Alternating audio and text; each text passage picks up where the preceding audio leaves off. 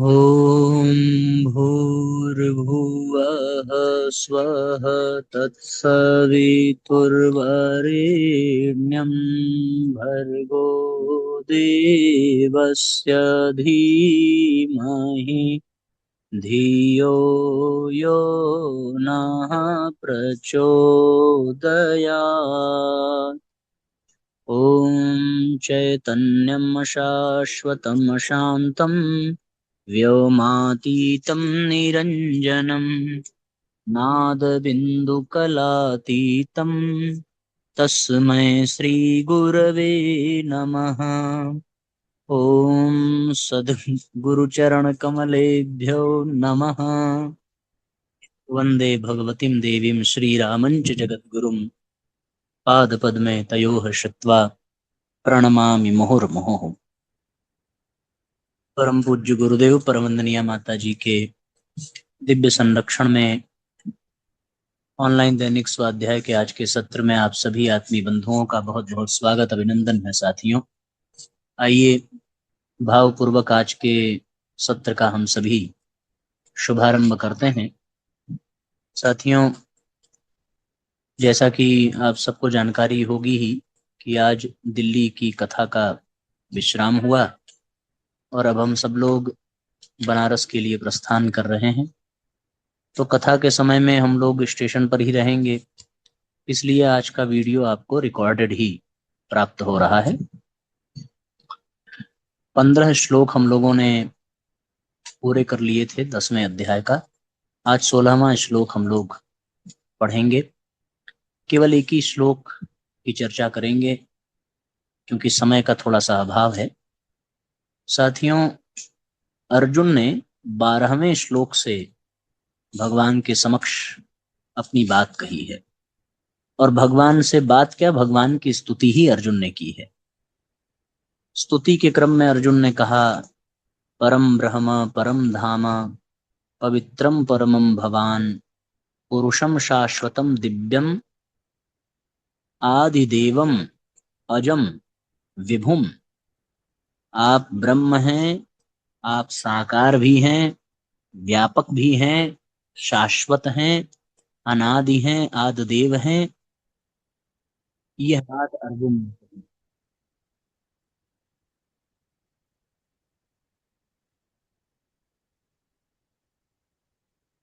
उसके पश्चात साथियों, अर्जुन भगवान से ये कहते हैं कि यह सारी बातें मैं, जो कुछ भी आपने कहा है वह सब सत्य है, वह सब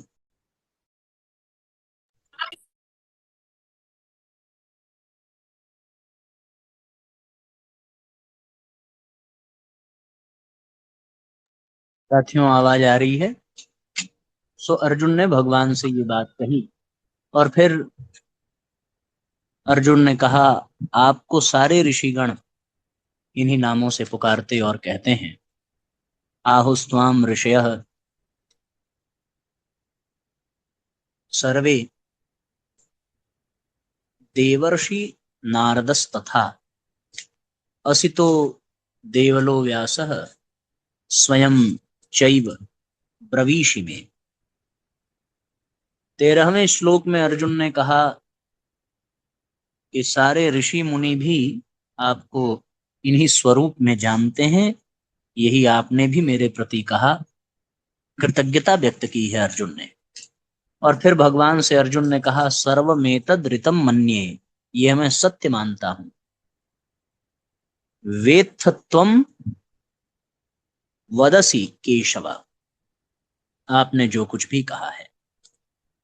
नहीं ते भगवान भगवन व्यक्तिम विदुर देवा न दानवा, यह सत्य है कि आपको न देवता जानते हैं न आपको दानव जानते हैं। 15वें श्लोक में अर्जुन कह रहे हैं, स्वयमेवात्मना मानम आत्मनात्मानम वेत्थत्वम पुरुषोत्तमा। 5 विशेष भाव अर्जुन ने प्रकट किए हैं भगवान के लिए। भूत भावन भूतेश देव देव जगतपते, यह सब भाव अर्जुन का भगवान के प्रति है। अब 16वें श्लोक में भगवान ने जो अपनी विभूतियों का ज्ञान भक्ति को दृढ़ करने के लिए प्रदान किया है, आगे के 3 श्लोक में अर्जुन भगवान से विभूतियों को विस्तार से कहने के लिए प्रार्थना करते हैं।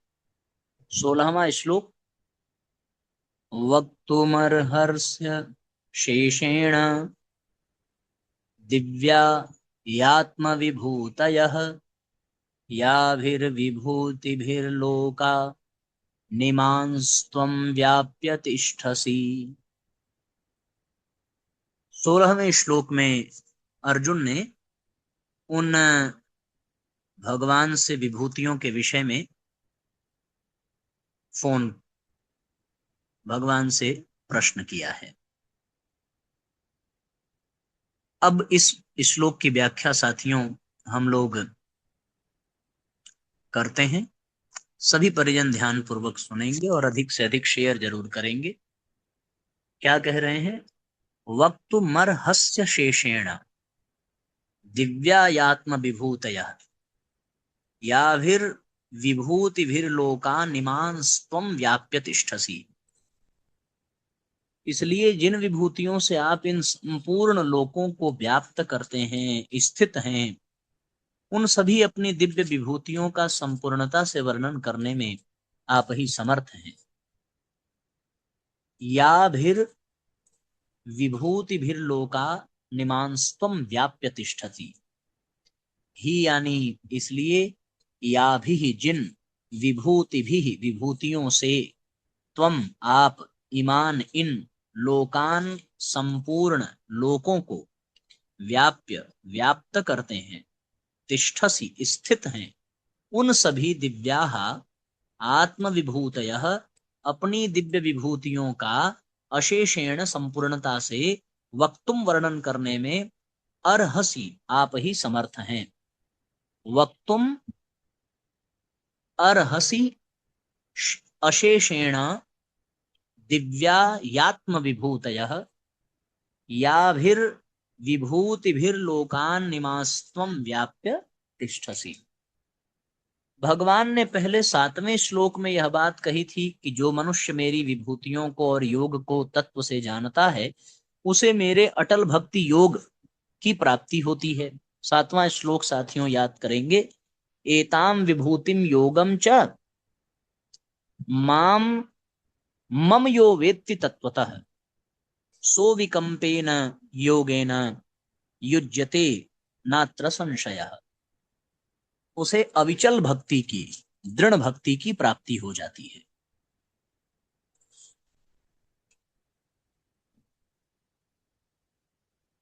उसे सुनने पर अर्जुन के मन में आया कि भगवान में दृढ़ भक्ति होने का यह बहुत सुगम और श्रेष्ठ उपाय है, क्योंकि भगवान की विभूतियों को और योग को तत्व से जानने पर मनुष्य का मन भगवान की तरफ स्वाभाविक ही खिंच जाता है और भगवान में उसकी स्वाभाविक ही भक्ति जागृत हो जाती है।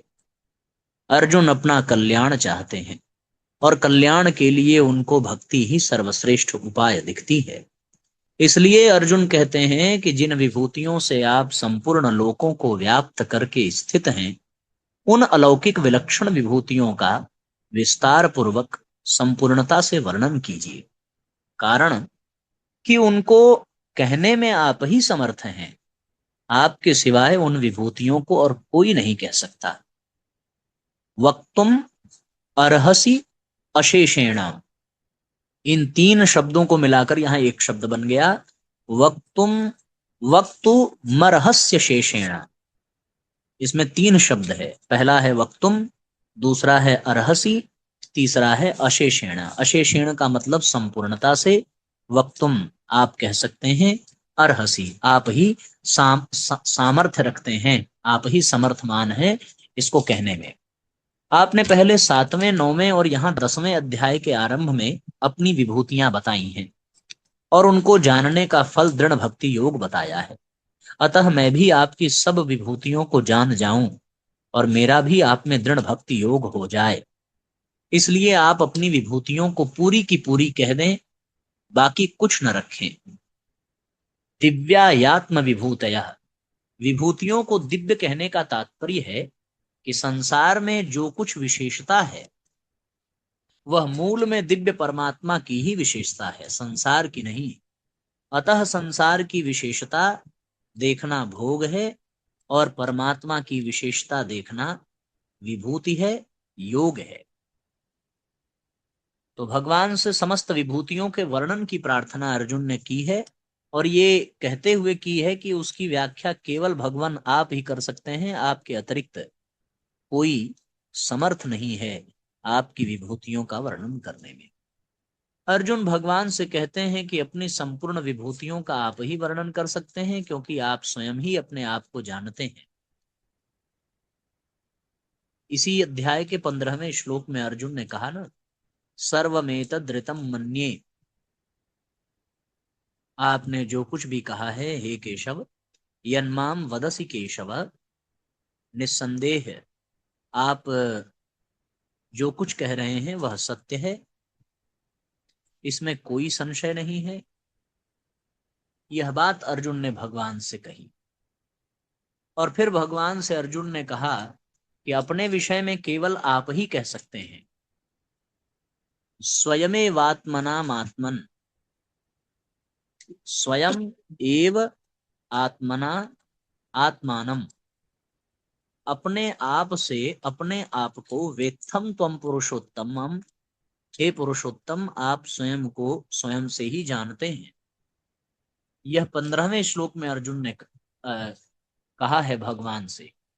तो जब आप स्वयं ही स्वयं को जानते हैं तो दूसरा आपको जान ले ये संभव ही नहीं है। इसी अध्याय का दूसरा और 14वां श्लोक, दूसरा आपको कोई जान ही नहीं सकता। दूसरे श्लोक में भगवान ने कहा ना, न वे विदुः सुरगणाः प्रभवम न महर्षयः, न देवता जानते हैं न ऋषिगण। क्यों? क्योंकि अहमादिर ही देवानाम महर्षिणाम च सर्वशः। और 14वें श्लोक में भी अर्जुन ये बात कह रहे हैं कि वास्तव में आपको आपके सिवा कौन जान पाएगा। न ही ते भगवन व्यक्तिम, आपके व्यक्त होने को विदुर देवानाम न दानवः, न देवता जानते हैं न दानव।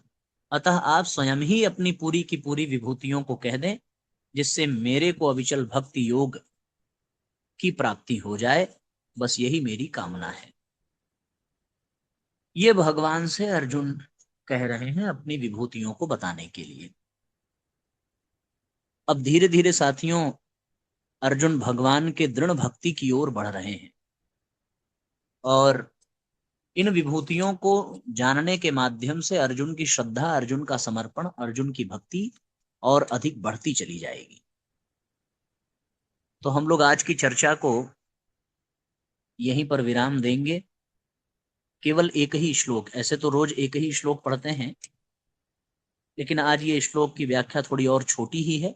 पर साथियों एक ही श्लोक का चिंतन हम लोग करेंगे। 17वां श्लोक आपको कल विस्तृत रूप से बताएंगे।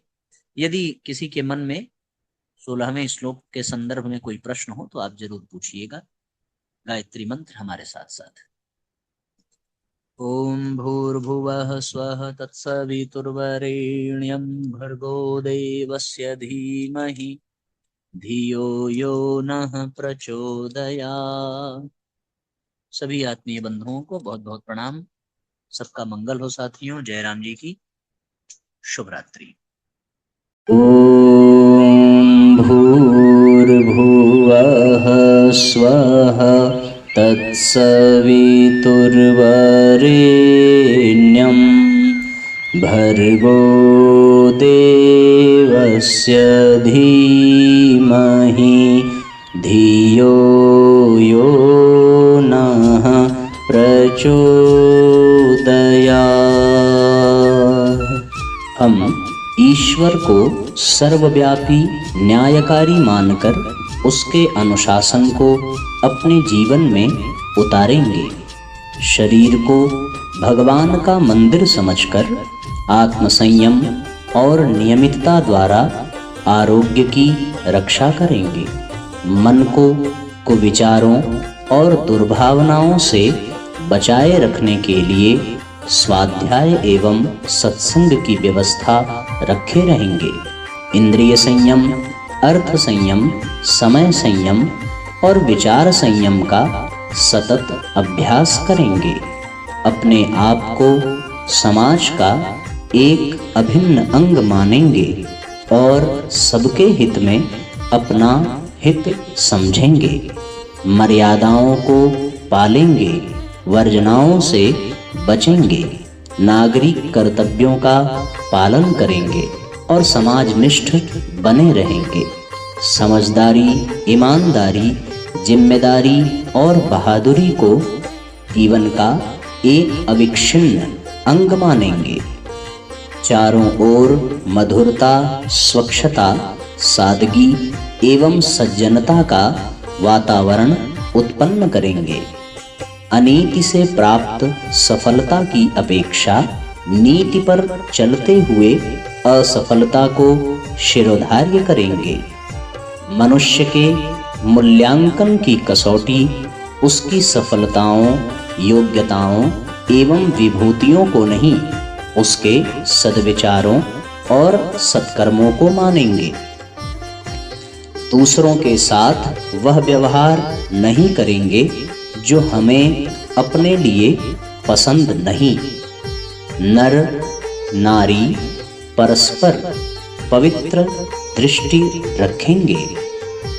संसार में सत्प्रवृत्तियों के पूर्ण प्रसार के लिए अपने समय, प्रभाव, ज्ञान, पुरुषार्थ एवं धन का एक अंश नियमित रूप से लगाते रहेंगे।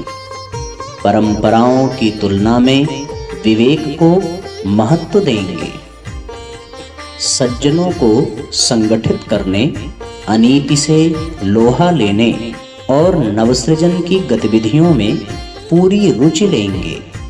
राष्ट्रीय एकता एवं समता के प्रति निष्ठावान रहेंगे।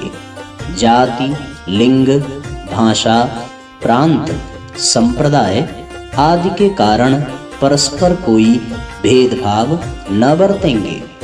मनुष्य अपने भाग्य का निर्माता आप है। इस विश्वास के आधार पर हमारी मान्यता है कि हम उत्कृष्ट बनेंगे और दूसरों को श्रेष्ठ बनाएंगे तो युग अवश्य बदलेगा। हम बदलेंगे, युग बदलेगा। हम सुधरेंगे, युग सुधरेगा। इस तथ्य पर हमारा परिपूर्ण विश्वास है।